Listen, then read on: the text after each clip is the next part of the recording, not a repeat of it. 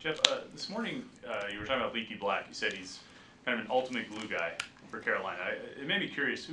Who'd you say that about on your team? I mean, is Jamarius just the obvious answer there? Or who's kind of a glue guy for you guys? I don't know. That's a good question. And glue guys is a compliment.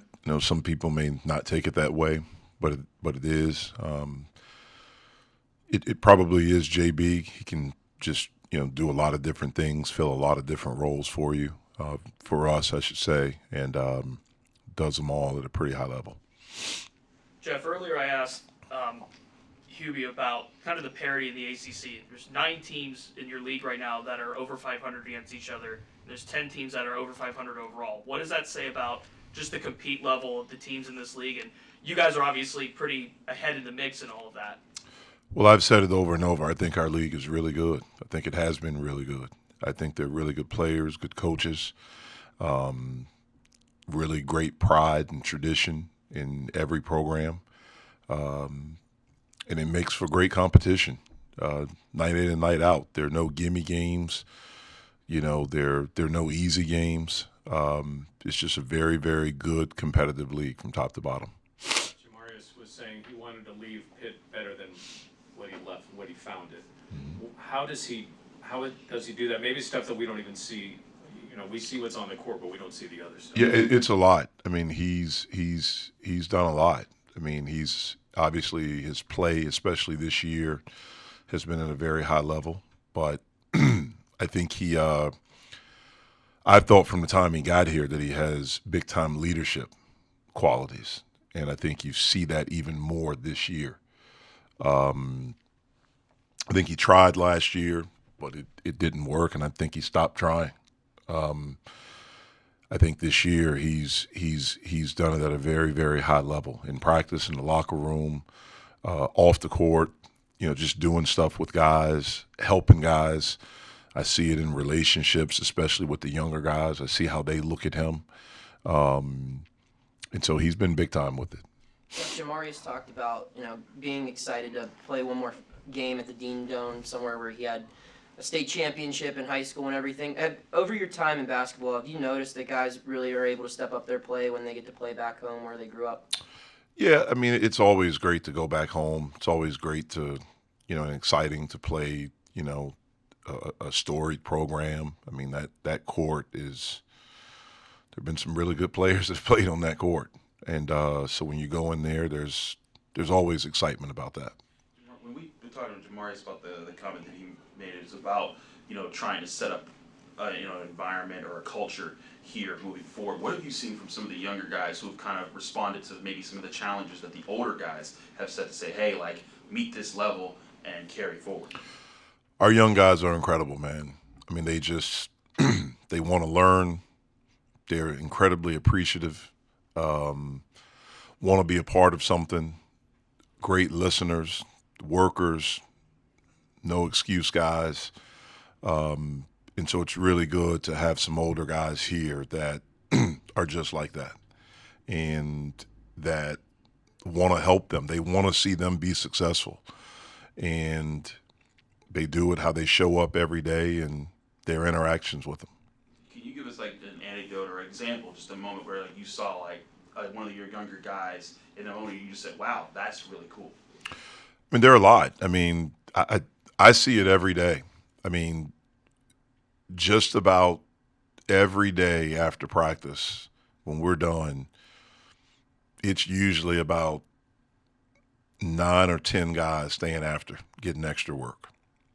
And there's certain groups that they do it together, certain guys they do it together, and it's not us saying you need to do this. Like, this is them. This is some of the older guys grabbing the younger guys. Hey, we're going to do this, or you're going to do that. And that happens just about every day. That's been really cool to see. I mean, there's no glue guy. Is that necessarily a bad thing? Are you saying you have enough guys who are willing to be in that role that you don't need just one glue guy? Yeah, I think all of our guys are really good teammates. I think they all, do little things to help us be the best group that we can be. I think probably if we had a guy that was a glue guy, it's probably Jamar because he can fit and play different positions and guard different positions and do different things like that. When I think of a glue guy, that's what I think of, a guy that's just incredibly versatile and you can kind of put them in to any spot and they can make positive things happen. Even though he hasn't been able to play this season, what kind of an influence has Will Jeffries been for your team this year? I've felt for Will. It's been hard for him. Thank goodness he's out of the boot now and is able to move around. Will's a very positive guy. He's a great teammate, but this has been really hard for him. And so his impact has been as a really good teammate to the guys, but not a lot of stuff vocal just because he's been so focused on his stuff. There have been some setbacks and disappointments, but he's a great guy to have around all the time. Setbacks, are any of those significant or any recent that have happened? No, I mean, he's not playing this year. That's the setback. When we thought there was a chance, all the stuff that he did to get to a point where we thought that it would be okay, it didn't work. The setback was that he had to have surgery. What's it like to see you had some guys go through some cold spells shooting wise? Each of them seem to go through their own times waking up. Blake will have a couple games where he misses, then he makes the most threes in program history. Nelly was kind of cold for a bit. He comes up big for you guys. Greg had the same thing. What's it say about your guys to be able to fight their way out of those type of things? It's something we talk about all the time. You just have to move on to the next play. You can't carry baggage with you. You got to leave it and move on to the next play. And the thing I tell our guys all the time, as long as we take good shots, I'm good with it. Those are my shots. Just take good ones. And I believe if you miss, that's fine. Don't want you to miss a lot, but if you do, just keep shooting. Keep shooting. It eventually will turn. And so I want them to have that mindset. I want them to have that freedom. I don't want them playing afraid, scared, looking over their shoulder. I just want them to play. As long as it's together, we're connected, and they're good shots, I'm good with it. Going back to your point about seeing your guys without having been told to work, doing the extra work. Ben Howland, when he was here, he said to us, he's like, that's what we started to do when we turned things around, 20 years ago. I think it's very interesting to see that from you guys. What does I guess when you see that from there, what does it say about from where you started with this program, how much it's taken to establish that here and make it so that it's natural from your players? It's I knew it was going to be hard. You were basically starting from nothing. I mean, that's the reality. And it's not a slight or anything, but that's like when I got here, the culture that Ben and Jamie had created, which was one of the best cultures in the country, was gone. Like it didn't exist here anymore. One of the hardest things to do is to build that. And it takes time. Sometimes you make some mistakes, and things like that. A wise woman told me this, and I said this at the end of the year last year, but, it's like if a vineyard, and you take over a vineyard or you go and I love wine, so this is why maybe this stuck with me when she told me this, but when you take over like a vineyard and if you're there and no one's taking care of it for a long time and everything is grown and it's nasty or whatever, the very first thing you have to do is clean everything up. You got to come in, you got to remove you got to clean all that stuff up. Then you can start planting some seeds, right? And then when it may take some while for it to grow, it's a lot of things. The weather's got to be right. I mean, all of those things. And then it starts to grow. You're probably not producing great wine yet because the grapes aren't great, but at least you're producing wine. And eventually, if you keep tending to it, taking care of it, and things like that, then you can start to produce some really good wine. Basically, it takes time. And you got to get the right pieces. You got to, everything has to be connected. And so far this year, we've done a pretty good job of that. Even in adversity and different things that we've been through, we've been able to stay pretty connected. These guys care about each other. They've fought for each other. And, one of the things we talked about today is that now we're basically into February. This is the grind. And so we got to maintain that. We have to protect that at all costs and keep playing for each other. Aside from, on-court things like shooting, was there something different you looked for in guys this offseason when you went out recruiting recruits and transfers? I don't think there's anything that we looked for differently. It's not like we didn't have the same standard. I think one of the things that happened for us was the fact that we were able to physically go out and recruit, and we were able to bring guys here. And so we got to know these guys. Like, we knew Nelly. I know his coach, or the coach at Colgate. We were able to get real information on him, not just as a player. We knew him as a player, but him as a kid. So we knew, we really knew. We knew Greg Elliott because of one of my best friends was his coach at Marquette, his head coach. And then obviously Jake Pursuti, who's on our staff, they were together there for 4 years. We knew Blake Henson as a kid. We knew him because I know his dad. I know people that know him. We talked to the coaches at Ole Miss and got real information. We got to know the twins. We got to know Federico. I think those are the things that helped. I really and truly do. The one thing we did try to be purposeful with in recruiting the new guys that we have is that we tried to get shooting. That was obviously something that we have not done well since I've been here. And so we really tried to add that, guys that could shoot the basketball. And so all of those things have helped us. Coach, what does it do for a team when you win a game on defense? You're just saying, how important it is to go get shooters, and yes, but in a sport where everybody wants to score, winning a game on defense, does that become infectious or?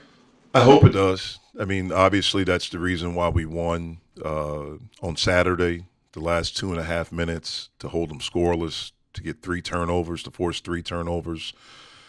Guys took pride in it individually and collectively. We competed. I think we've been pretty good defensively, not great. I thought we were great during that stretch. I think we understand in order to be at our best, we have to defend, in which one of the big challenges always will be with us is rebounding. We have to finish it with defensive rebounding, and we've done a pretty good job there the past few games. Obviously, this game on Wednesday is a different challenge because they have one of the best offensive rebounders in the country. Jeff, I only ask you this question because 3 years ago it mattered to Pat Narduzzi, but you've been 14-4 since you left New York. You're 8-3 in the ACC, but you're not ranked. Only 3 guys voted for you this week. Does that irritate you at all? Does it? It doesn't irritate me. It doesn't. I have no idea who the voters are. It doesn't bother me, man. If we take care of what we're trying to take care of. I would love it for our guys, don't get me wrong. Are we deserving? I think we are. But sometimes, man, as a coach, you got to play the game with those people, some of these voters, and I'm not playing the game. I'm not kissing their butt. I'm not calling or returning every text or anything like that. I understand that I'm older now. This is not the 27-year-old that was at VCU or the 31-year-old that was at Oklahoma at the beginning. I understand how some of this stuff works. I'm very comfortable just being in my lane with my guys. And we'll hopefully let our work take care of any of that stuff. Jeff, just curious about your relationship with Hubie and how far you guys go back, and maybe just Who? Hubie Brown or Hubie Davis. Hubert Davis. Hubert. Oh, okay, Yeah, I'm sorry. With Hubert Davis. I don't know why I thought Hubie Brown, but QB Brown. yeah, I don't know why I thought. I was going to say, my mind's on a different juncture. But with Coach Davis, how far you guys go back, and just kind of what is in his mind philosophy-wise, of what you noticed from this Carolina coach team, maybe as opposed to what Coach Williams did with them. Yeah, I've known him. I was a fan of his when I was younger. I watched him play when he was at North Carolina. That was during the time. I think he graduated in '92. Yeah. So I was being recruited by North Carolina then. So I would go up and go to games, and he probably has no recollection of this, but I would playing in my backyard, playing pickup. I could shoot. I couldn't shoot like him, but I could shoot, and he was one of the guys, like Hubert Davis, whatever. So I was a fan of his as a player. I didn't really know him. I met him a few times in the locker room after games when he was a player there, and I was up for recruiting visits. Definitely followed him in the NBA. I got to know him a little bit when he started doing TV. When I moved back to Durham and started working at Duke, I got to know him a little bit more. I would see him when I would be at our kids' soccer games. We'd be on the same field. We'd talk. Durham and Chapel Hill are right there, so you'd maybe see him out somewhere. He actually was very helpful for us, me and my wife, when we were looking for schools when we first moved back for our kids to go to. He was on the board at one of the schools that we were looking at, and so he was very helpful there. And then when he started coaching at North Carolina as an assistant, I would see him in passing and things like that. I think he's done an outstanding job as the head coach there. It's very difficult in those jobs to replace legends. And I think he's done an amazing job. He is one of the best people you'll meet. He's a really, really good man. Very thoughtful, very humble, about those guys. Like, it's never about him, it's about the players. And I think he's done a great job there. A great job in one of the most pressure-filled jobs in what we do. So I think he's done a great job. You obviously have your assistant coaches, but I'm curious, during the game, it seems like you consult with guys like Kyle and Jake a decent amount. What do those guys offer you in the course of a game? I consult with all of them. They just happen to be the ones that I don't really sit down during the game. So as I'm turning and I'm talking, I'm just talking. And so I get information. I want information from all of them. They may see something. My assistants, Kyle, Jake, like, they may see something. They may see something that I don't see, or, and things like that. So they're always offering suggestions, or, hey, they're playing this, maybe we should look at this, or, whatever. So I'm just, as I'm turning, I'm just talking. So whoever hears me or whatever, that's whatever. So I'm just looking for information from all of them. Coach, the year's not over yet, and there's a long way to go, but is this the most fun you've had since you've come to Pitt? During the season, yeah. It's been fun coaching this group. It really, truly has. It's been fun being around these guys. You're around guys that they're I remember, I think it was before, and I told the guys that did TV last year, I think it was before last season, I went over and watched the Steelers practice. It was before their season. It may have been OTAs, and I was hanging out with Mike. And I remember asking him about Najee Harris and how is he? And he was like, Cape, he's really good, and he's going to be really good. And I said, why do you say? He said, one of the things, man, he's never in a hurry. And he was like, and what I mean by that, and I said, like, what do you mean by that? And he said, well, he's never in a hurry to leave here. Like, when he's there, he's locked in, he's paying attention, he's learning, he takes advice, he takes stuff from the older guys. When practice is over with, he's never in a hurry to leave the building, gets extra work, does all of that stuff, whether it's treatment, on the field stuff, in the film room. He's never in a hurry. And that stuck with me since then. And we have a group of guys that aren't in a hurry to get out of here. They're not in a hurry. Like, they want to work. They want to be good. They want to be around each other. After the game the other night, I was up here and did stuff with you guys, went in the office, hung out for a little bit. I was ready to go, but my son was shooting, so I wanted to let him stay out here and shoot. And then finally I had to go wrangle him and get him out and go downstairs. And I go in the locker room. I was just going to grab something to drink. And it's 4 guys just sitting around in there, watching TV, talking, and things like that. And this is maybe an hour and a half, 2 hours after the game. And so that's fun. it's fun being around guys that want to be around each other. And you can talk basketball. You can talk off the court stuff. You can talk what's going on in the world. You can talk all these different things with them. You know, we had the guys over at the house before the season, and it was one of the times we had them over, and, you know, Nelly, you know, like wanted a tour of my house. And we're walking, and he starts talking to me and my wife. It was Nelly and JB. They start talking to me and my wife about our artwork and wanting to know, like, you know, what does this piece say to you? And I looked at my wife like, what the hell? Like, this has never happened. Like, and it was cool, like, to be able to talk and explain and get their opinions on what they see. So it's been fun. That's why we got to protect and you know what we have and keep being about the right stuff. Jamarius, you've had teammates throughout this season that all went through slumps. I mean, we saw it from Greg, we saw it from Blake, we saw it from Nelly, and, you know, they're all able to kind of battle their way out of it because I feel like there's no pressure on one specific person to be a scoring threat. Do you agree with that assessment I just made, and what allows for your team to be so balanced offensively? Yeah, I would just say it goes with the style of play that we play. You know, we have an equal opportunity offense. Everybody's empowered to play their game and shoot their type of shots, even if they make or miss. So I think that plays a huge role in guys' ability to, you know, bounce back if they don't perform well from night to night.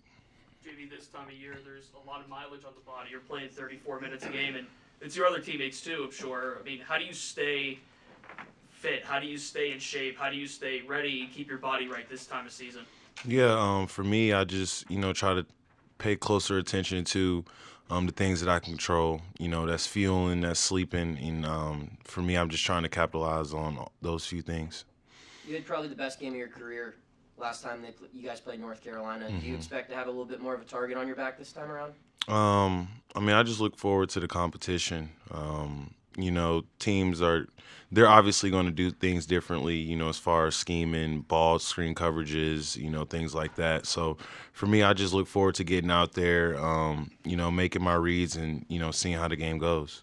JB, this time of year, I mean, there's a lot of parity within the ACC. There's 9 teams with a record over 500, 10 overall over 500. You know, what are you seeing from that compete level in the ACC and how it's kind of growing this year? Yeah, it just talks, you know, what you just mentioned, you know, it talks heavily about our league. You know, it's a great league, a very competitive league. And, you know, each and every night there's a team that's standing across from you that has the ability to win. And we've seen that from top to bottom. So, you know, it's just a tremendous league to be a part of. On Saturday, you were 3 assists short of the triple-double. I'm curious, in the middle of a game, how aware are you of, obviously you probably know your points, but I mean, rebounds, assists, steals, how aware are you of those stats in the middle of the game? Yeah, I mean, they're visible up on the board during the games, but for me, I'm locking in, trying to you know, make as many plays as possible. I had no idea, you know, that I was filling up the stat sheet like that. I was just locked in and in the moment. What's it like for you, obviously, to go back home, North Carolina, play in the Dean Dome? I know you know, played high school ball in there, but what's it like this time around going into that game? Yeah, I would say that, you know, it'll definitely be a special game.